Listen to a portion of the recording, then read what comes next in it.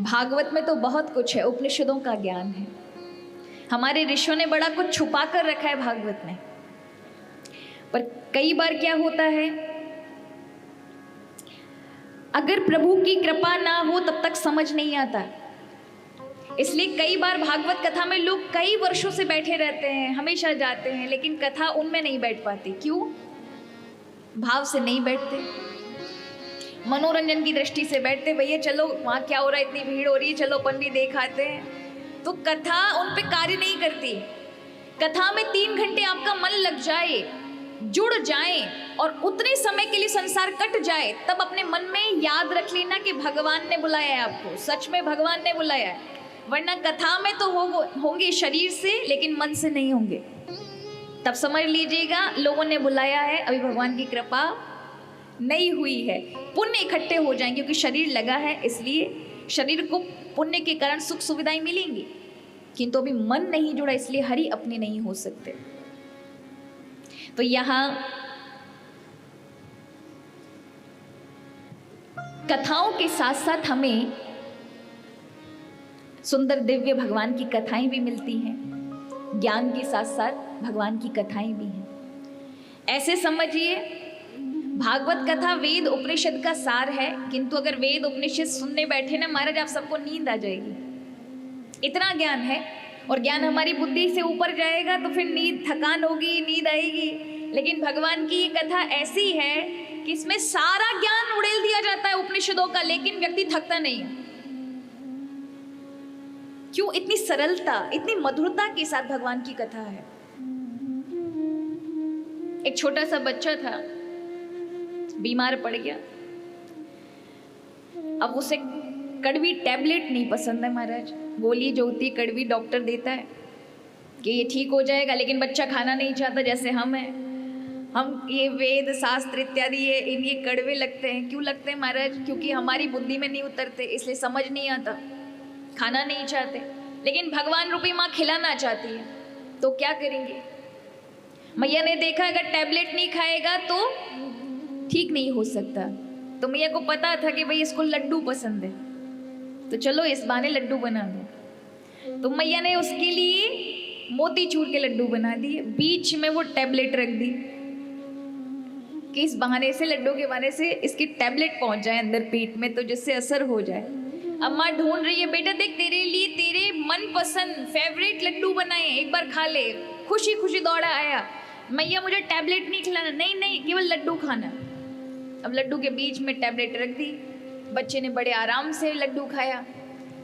2-4 खाने के बाद माँ पूछती है, बेटा लड्डू खा लिए? बोले माँ लड्डू तो खा लिए, पर उसमें जो गुठली थी ना वो फेंक दी। अब आप बताइए वो गुठली किस लिए खिलाई गई थी? वो लड्डू के चक्कर में कि लड्डू ये मीठा इसलिए खिलाया गया, वो टैबलेट पहुंचनी चाहिए, उसने वही गुठली समझ के बाहर फेंक दी। हमें वैसा नहीं करना है। जो इसमें हमें सूत्र दिए जाएं, भगवान की भक्ति के सूत्र दिए जाएं, उनको भी जीवन में अपनाइए। मैं तो ये कहती हूँ, कथा में एक कॉपी पेन लेके बैठा करो, जो भी चीज अच्छी लगे, क्योंकि इतनी सारी बातें आप सुनेंगे, आपको हर चीज याद नहीं रहेगी। तो कोई भी एक सूत्र जो आपको एक दिन की कथा से भी प्रसाद के रूप में मिल गया, उसे लिख लीजिए, और लिखने के बाद उसे घर में एक बार चिंतन करिए, 2-3 बार चिंतन करिए। एक ही सूत्र आपके जीवन के लिए अत्यंत लाभदायक होगा, अकेला एक सूत्र। भागवत जी में तो इतने सारे सूत्र दिए जाते हैं। तो ऐसा नहीं कि आप कथा में तो आनंद लें, किंतु जो टैबलेट दी जाए उसको फेंक दे महाराज, तो काम नहीं चलने वाला, काम नहीं बनेगा। हमारे शास्त्रों में तो बहुत कुछ है, वेद उपनिषद सारा जाता भागवती कथा। सभी वेद उपनिषदों का सार है श्रीमद् भागवत कथा। एक बहुत दिव्य संत, वो हमेशा अपनी कथाओं में ये कथा सुनाते थे कि एक बार कुछ पूर्वजों ने अपना पैसा, धन, पहले क्या होता था, बैंक तो होती नहीं थी, तो लोग क्या करते थे, जमीनों में गाड़ देते थे। सुना है आप लोगों ने? बाप दादा करते थे ऐसे काम। कई बार ऐसे होते थे महाराज कि चूल्हे के नीचे, कहीं पेड़ के नीचे, कहीं किसी के नीचे, पैसा बहुत होता था, धन होता, कहाँ रखे कोई चोरी ना कर ले, क्योंकि बैंक होते नहीं थे, लॉकर होते नहीं थे, तो क्या करते थे वो नीचे गाड़ देते थे। तो कुछ बुजुर्गों ने कहा कि हमारे आने वाले लोगों के लिए हम धन गाड़ दें, तो 200 किलो सोना उन्होंने जमीन में गाड़ दिया और मंदिर के ऊपर बड़े बड़े अक्षरों में लिखा, इस मंदिर के नीचे 200 किलो सोना। अब घर वाले, अब वो बुजुर्ग गए तो 3 पीढ़ी में इतनी गरीबी आ गई कि तीसरी पीढ़ी ने कहा कि अब तो काम नहीं चलेगा, भूखों मर रहे हैं, बाप दादाओं का धन कब काम आएगा, किसी संत से पूछो मंदिर में किस जगह मिलेगा ये धन। तो एक संत से पूछा आकर के, उन्होंने कहा मंदिर में धन है, आप खोजें। तो उन लोगों ने क्या किया, मंदिर को ही तोड़ डाला धन के चक्कर में, पूरा मंदिर उखाड़ दिया, लेकिन पूरा गांव लगा धन निकालने में, एक को भी नहीं मिला। अब वो संत के पास लौट कर आए, उन्होंने कहा संत जी हमने देखा मंदिर में। उन्होंने कहा मंदिर को तो क्षति नहीं पहुंचाई। बोले मंदिर तो पता नहीं कहाँ गया, सब निकाल दिया हमने तो, ऊपर धन तो नहीं मिला हमारे बाप दादाओं को, जो बड़े बड़े अक्षर में लिखा था कि इस मंदिर में 200 किलो सोना है। उन्होंने कहा एक काम करो, जैसे तोड़ा वैसे बना दो, तभी बात बन सकती है। उन्होंने कहा यहाँ भोजन प्रसादी के लिए पैसा नहीं है, मंदिर के लिए कैसे पैसा बनाए। बोले मंदिर किसी एक का थोड़ी ना था, भगवान का मंदिर, भगवान तो सबके हैं, सब गांव वाले चंदा करो और सब मिलकर के बनाओ। हम दिवाली के समय आएंगे, क्योंकि वहां पर बड़े बड़े अक्षरों में लिखा था इस मंदिर में 200 किलो सोना दबा है, लेकिन दिवाली में दोपहर के समय ही मुहूर्त है। तो ने कहा आप बनाओ, दिवाली पर आएंगे। अब 6 महीने ही थे दिवाली के। उन्होंने बड़ा तैयार कर दिया महाराज, गांव वालों सब ने चंदा मिल करके कि चलो 200 किलो धन मिलेगा। सब ने खड़ा कर दिया मंदिर वैसा का वैसा, क्योंकि पहले बड़े बड़े चट्टानों पे मंदिर बनते थे, खड़ा कर दिया उसको। अब सोचने लगे क्या पता संत आए ना आए, बेवकूफ बना गए। लेकिन दिवाली के 5-10 दिन पहले वो संत आ जाते हैं, तो लोगों को विश्वास हो गया हमारा काम बन जाए। संत ने कहा दिवाली आने दो। दिवाली आई, दिन के 12 बजे का समय आया। संत ने कहा कि बुजुर्ग इतने तो बेवकूफ, हमारे पूर्वज हमारे इतने बुजुर्ग भोले भाले और बेवकूफ नहीं होते थे कि नीचे लिखा है तो वहीं गाड़ देंगे, फिर तो कोई भी लेके महाराज चला जाएगा। तो जैसे ही वो संत जी परिक्रमा लगाते, ठीक 12 बजता है और समय का हमेशा संबंध सूर्य के साथ है ना। सूर्य जैसे जैसे गति करता है वैसे वैसे समय चक्र चलता है, सुबह शाम इस तरह से। तो जैसे ही 12 बजे दोपहर के और गुंबद में सूर्य की परछाई, गुंबद का जो परछाई होता है वो अलग दिशा की ओर जा रहा था। ठीक 12 बजे उन्होंने कहा कि देखो वहां जो परछाई गुंबद की पड़ रही है ना, मंदिर का प्रतिबिंब, वहां खोजो, वहां खोदो, वहां धन है। और जैसे सबने खोदा महाराज, 200 किलो सोना बराबर वहीं की वहीं मिल गया। कहा तो पूरा मंदिर खोद डाला महाराज, कहीं नहीं मिला। और मिला कहाँ, बिल्कुल अलग हट करके मंदिर से बाहर। ऐसे ही हमारे ऋषियों ने इन भागवत ग्रंथों में, शास्त्रों में इतने बड़े बड़े अमूल्य रत्न दबाए हुए हैं, ऐसे नहीं निकल सकते। आप पूरा पढ़ लीजिए महाराज, लोग नहीं समझ पाते, स्वाध्याय घर में करते हैं, किंतु आप आचार्यों से, भक्तों से, संतों के मुख से श्रवण करेंगे तो आपको बड़े बड़े रत्न इसी भागवत समुद्र में से प्राप्त होंगे, जो आपको मिल नहीं रहे। तो ये ग्रंथ क्या है, जो हमारे हृदय की ग्रंथि को खोल के भगवान से जोड़ने का कार्य करे, वो ग्रंथ है। तो ऐसा पवित्र ग्रंथ हम श्रवण कर रहे हैं। कल हमने महिमा श्रवण की, भागवत कथा की महिमा में नियम भी जाने। सबको याद है? बताइए पहला नियम क्या था? ऐसे मुंडी तो हिला देते हमारे, जैसे सारे के सारे बहुत नियम पूर्वक बैठे हो। एक आसन पे बैठ के कथा सुननी है, किस किसने पालन किया?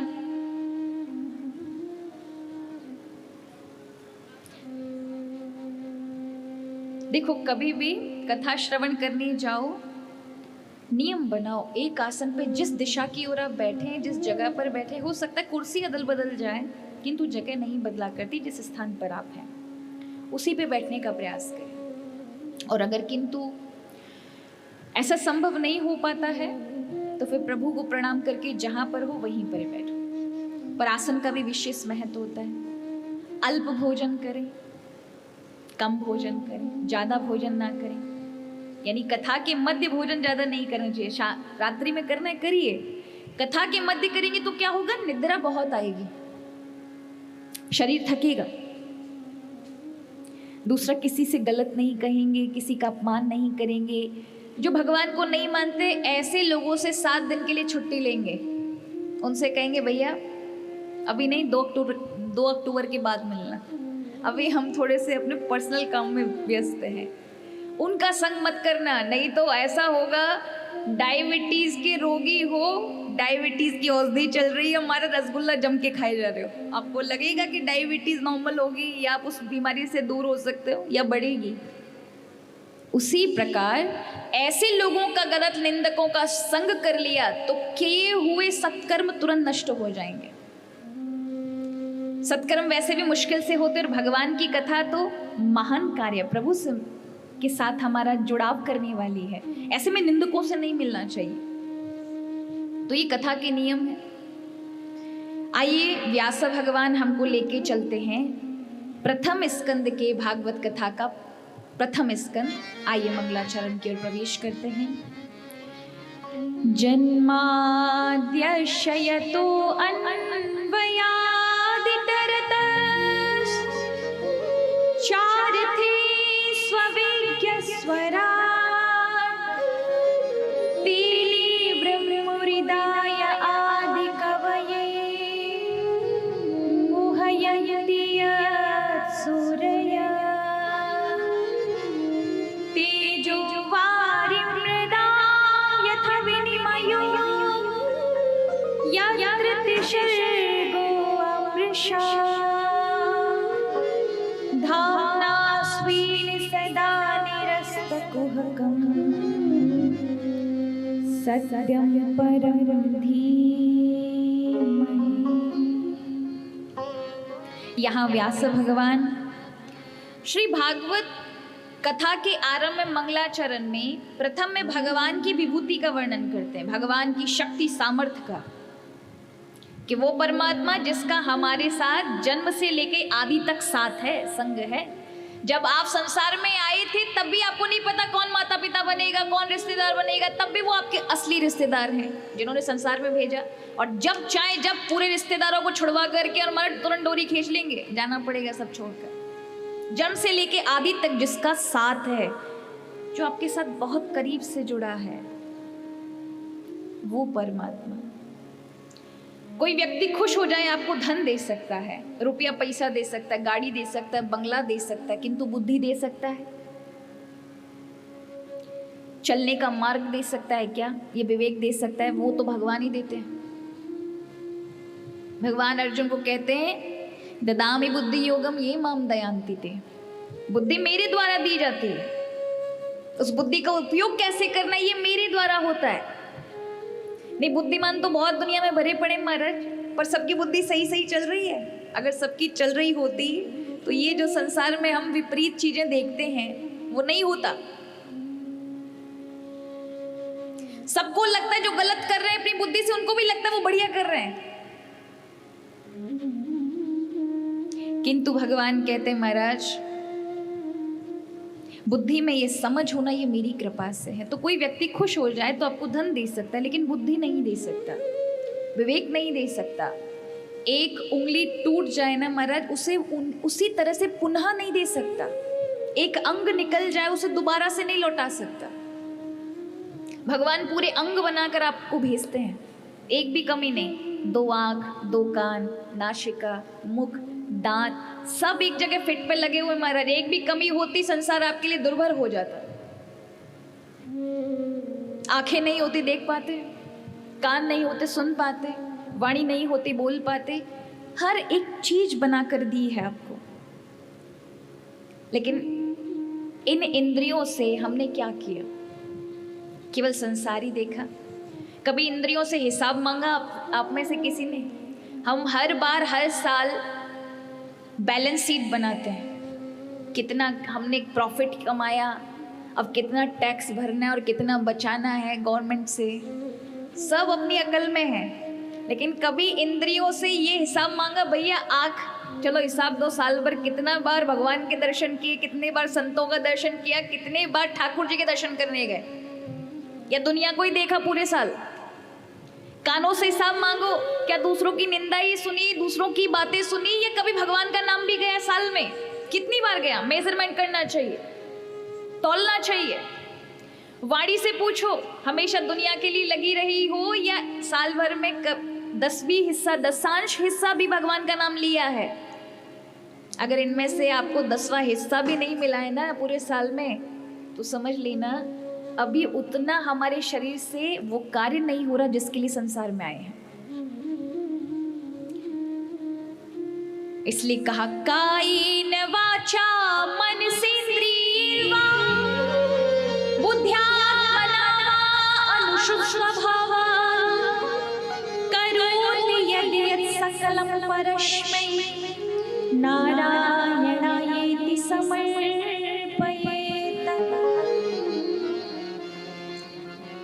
कायेन वाचा, काया से, शरीर से कितना हमने संसार के लिए लगाया, ये प्रभु के लिए भी थोड़ी बहुत लगाया है।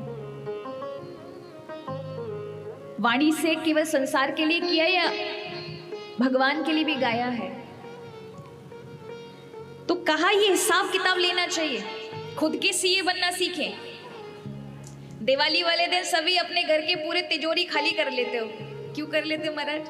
हीरा जवाहरात जो भी आपके पास आभूषण है उनको पूजोगे, फिर मेजरमेंट करते दिवाली पे भाई के यहाँ से कितना आया, पड़ोसी के यहाँ से कितना आया, रिश्तेदार के यहाँ से कितना आया, इस बार कितना हो गया सोना, कितना हो गया चांदी। लेकिन कभी अपना मेजरमेंट किया कि आपके पास पुण्य पाप कितना है? उन्हीं के द्वारा सुख देखने को मिलेंगे। पाप होंगे तो जीवन में दुख आएंगे, पुण्य होगा तो जीवन में सुख आएगा। लेकिन इन पाप पुण्य से ऊपर है हरि, भगवान का आनंद जो प्रभु की कृपा से मिलता है। किसी भी पुण्य में अगर मैं ये कहूँ कि भागवत कथा में आप इसलिए आ पाए क्योंकि आपके पुण्य, ऐसा संभव ही नहीं है। पुण्यों में ताकत नहीं कि भगवान की कथा में लेकर आ जाएं। भगवान की कथा भगवान चुने तो ही व्यक्ति आ सकता है। इसलिए कहा जाता है जिस यजमान के मस्तक पर भागवत जी बैठ जाए, माने भगवान श्री कृष्ण ने दोनों चरण अपने रख दिए उस व्यक्ति पर, यानी उसे शरणागति में ले लिया, तभी वो यजमान पद बने के रूप में वहां स्थित होगा, अन्यथा नहीं बन पाएगा। और श्रोता कौन है? श्रोता वो जिसके हृदय में ठाकुर जी ने दोनों चरण स्थापित कर दिए ना, हृदय में बस गए हैं, धाम बना लिया है जिसका हृदय, वो श्रोता। महाराज देखा जाए तो ये जो हमारी इंद्रियां हैं, हमारे पास 10 इंद्रियां हैं, 5 ज्ञानेंद्रियां, 5 कर्मेंद्रियां। 5 ज्ञानेंद्रियां कहते हैं ये मुख के ऊपर ही पांचों की पांचों लगी हुई है, केवल इतने से हिस्से में, जिससे आप संसार का ज्ञान लेते हैं। 2 आंख, 2 कान, 1 नासिका, मुख, और मुख भी 2-2 काम करता है। देखो तो 1 आंख जिससे संसार देख रहे हो, 1 कान, 2 हो गए, इससे संसार को सुनते हैं। नासिका से सूंघते हैं संसार की चीजों को, मुख से बोलते हैं, और एक और काम करते हैं, खाते भी हैं। एक इंद्रिय 2-2 काम कर रही है, इसलिए ज्ञानेंद्रियां जिसे हम कहें तो आंखें हैं, कान है, नाक है, त्वचा है, महसूस होता है, ये सभी क्या है? ये ज्ञानेंद्रियां, इससे संसार का ज्ञान होता है। और कर्मेंद्रियां, पैर, हाथ, उपार्ज्य इंद्रियां।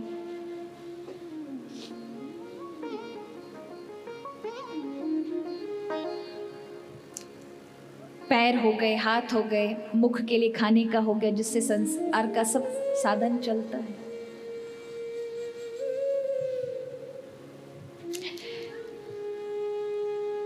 शांति बना के रखें।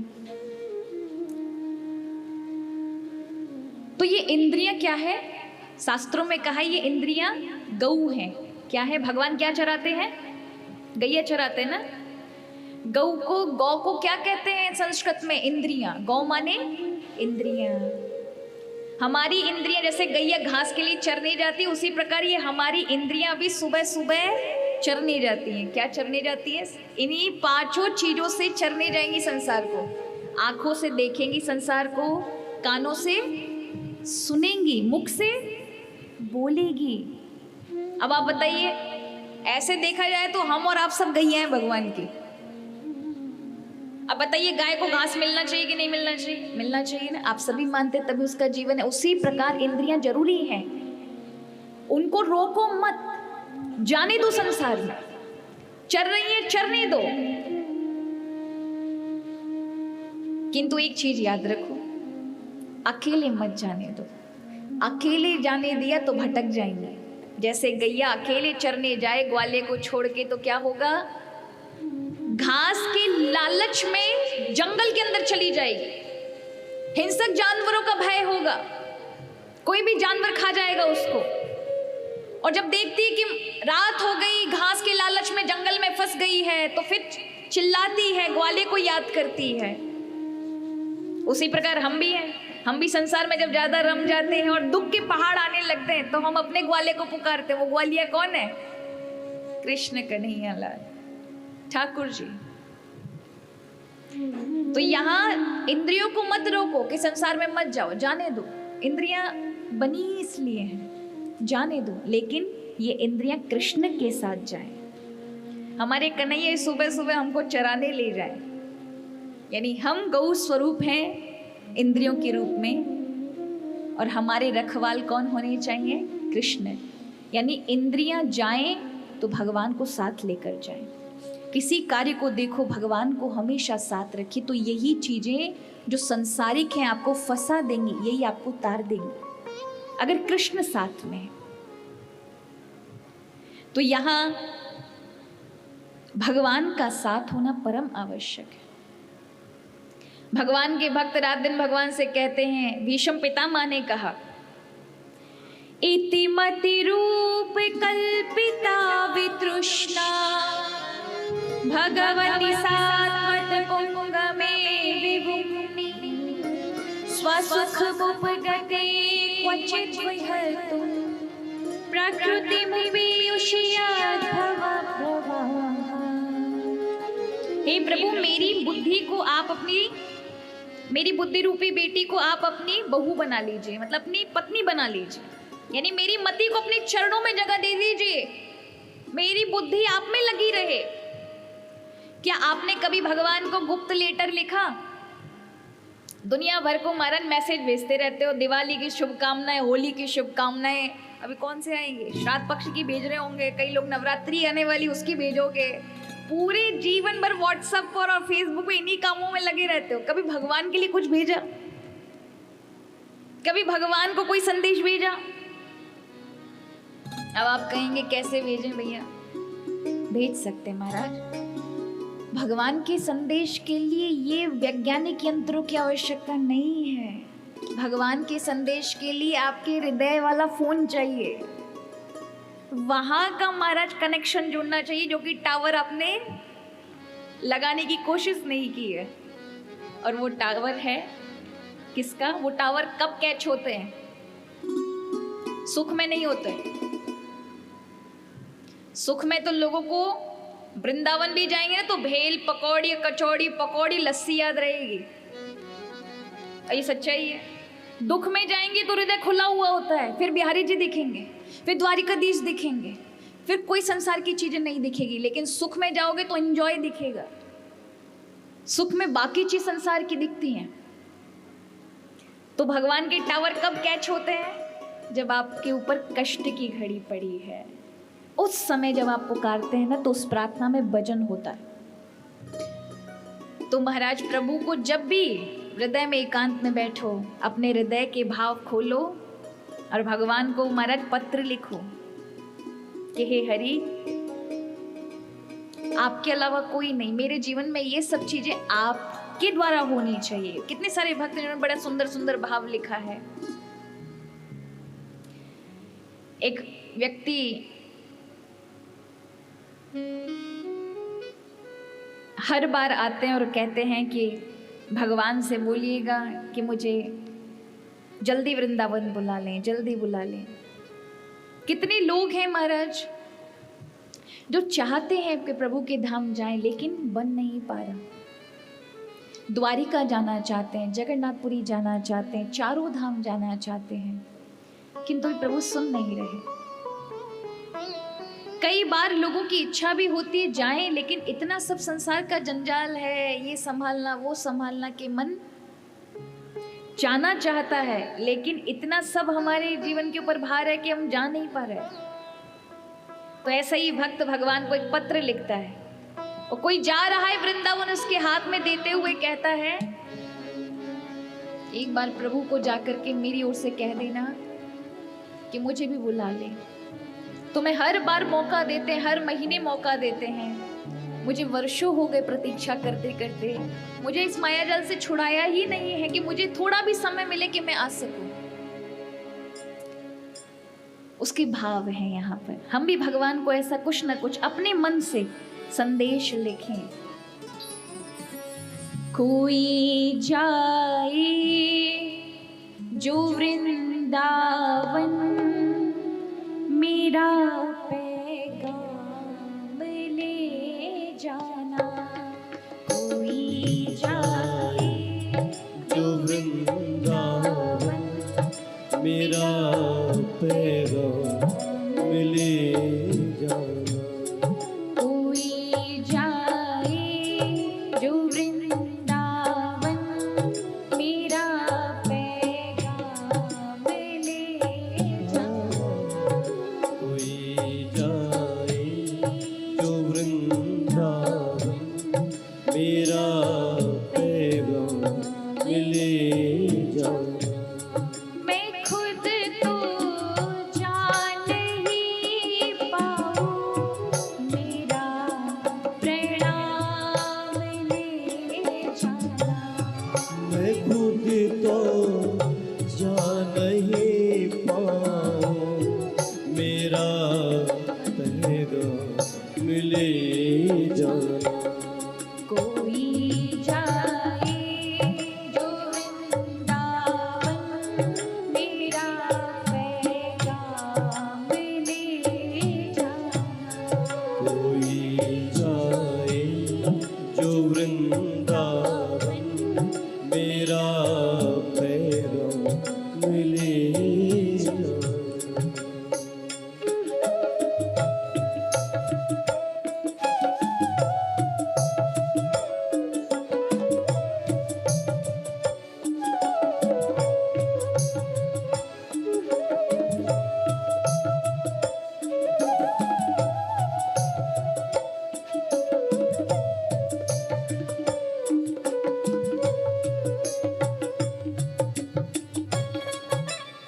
कहता है, हे प्रभु, मेरे प्रभु से जाकर के कुछ मत कहना, सिर्फ मेरी प्रार्थना, ये जो मेरा पत्र है ना, ये ले जाना, उनके समक्ष रख देना, समझ जाएंगे उसमें लिखा क्या है। ये कहना मुरली वाले से, मुझे तुम कब बुलाओगे। ये कहना मुरली वाले से, मुझे तुम कब बुलाओगे।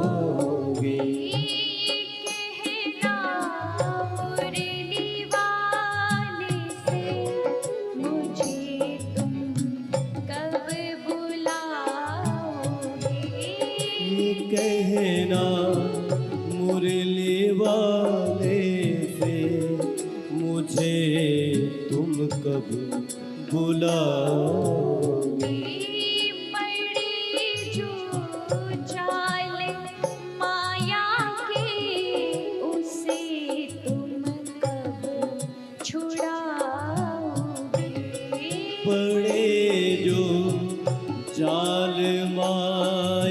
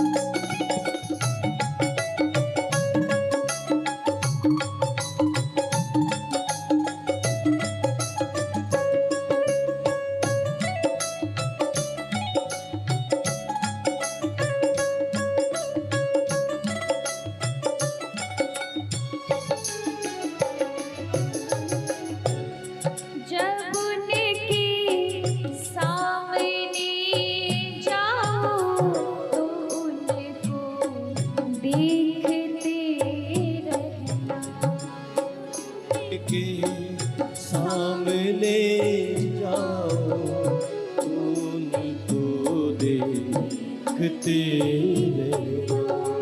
जब उनके सामने जाओ तो उनको देखते रहना। जब उनके सामने जाओ तो उनको देखते रहना।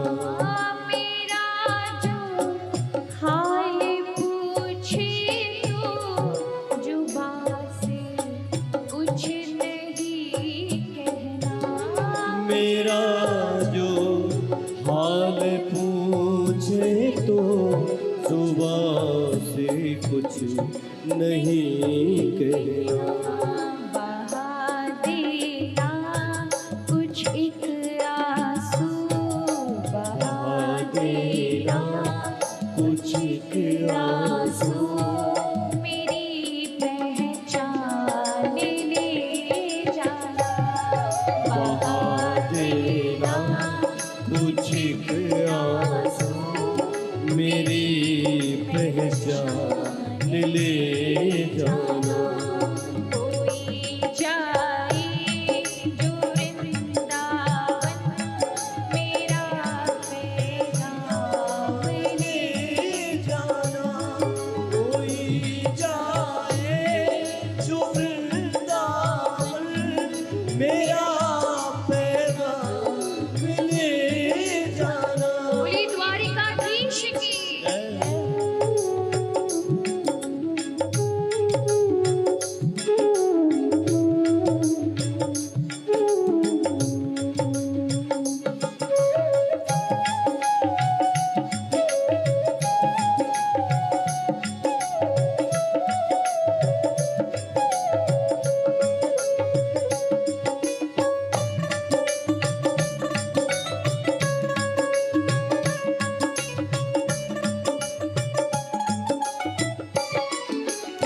और ये संदेश की जो आखिरी लाइन है, ये प्रत्येक भक्त को भगवान को बोलना चाहिए। सबके जीवन का ये संदेश भगवान को, जैसे रुक्मणी जी ने भगवान को संदेश लिखकर भेजा, जैसे भीष्म पितामह ने भगवान के समक्ष निवेदन किया, प्रत्येक वैष्णव को, प्रत्येक भक्त को भगवान को बोलना चाहिए। क्या बोलना चाहिए? मुझे लेने के लिए हॉस्पिटल में मत आना, रोग से तड़प रहा हूं तब मत आइएगा, कष्ट में हूं तब याद करूं तब मत आइएगा। मुझे ऐसा जीवन नहीं चाहिए कि मैं गल करके, रो करके, दुख में रुग्ण हो करके तब पुकारूं। हंसते हंसते मुस्कुराते प्रभु, मुझे पता भी ना चले, मैं जीवन का वो सब कर्तव्य पूरा करके और मुझे पता ही ना चले मेरी मृत्यु कब होगी, लेकिन उस समय मेरे जीवन में क्या घटित होना चाहिए, ये प्रभु से बोलो। मैं भटकूं दर बदर प्यारी, जो तेरे मन में आए गए। मैं भटकूं दर बदर प्यारे, जो तेरे मन में आए गए। मैं भटकूं दर बदर प्यारी, जो तेरे मन में आए गए। मैं भटकूं दर बदर प्यारे, जो तेरे मन में आए गए। जो मेरी सांस अंतिम हो, वो निकले तेरी चौखट पर। जो मेरे सांस अंतिम हो, वो निकले तेरी चौखट पर। प्रभु दासी हूँ मैं तेरी, प्रभु दासी हूँ मैं तेरी, मुझे बिन दाम ले जाना। प्रभु दासी हूँ मैं तेरी, मुझे बिन दाम ले जाना। कोई जाए जो